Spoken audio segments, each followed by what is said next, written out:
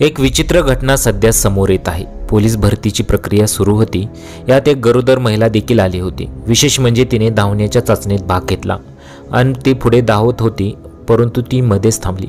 पुढे काय झालेलं आहे पहा। चॅनलवरती पहिल्यांदा असेल तर चॅनलला जरूर सबस्क्राइब करून घ्या। मिळालेल्या माहितीनुसार सध्या कानपूरमध्ये पोलीस भरती सुरू आहे। ही भरती प्रक्रिया 10 फेब्रुवारीपासून सुरू होणार असून 27 पर्यंत चालणार आहे।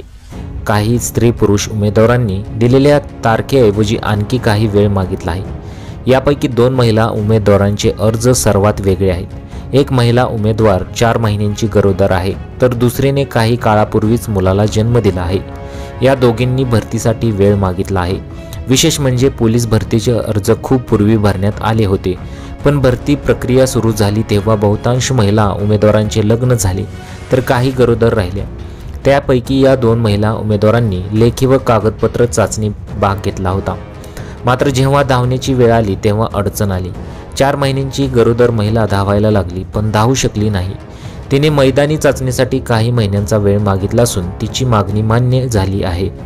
तर दुसऱ्या महिलेने नुकतेच ऑपरेशनद्वारे मुलाला जन्म दिला आहे। डॉक्टरांनी तिला धावायला मनाई केली आहे, पण ती नोकरीची संधी सोडू इच्छित नाही। तिची मागणी अधिकाऱ्यांनी मान्य केली असून तिलाही काही महिन्यांचा वेळ देण्यात आलेला आहे।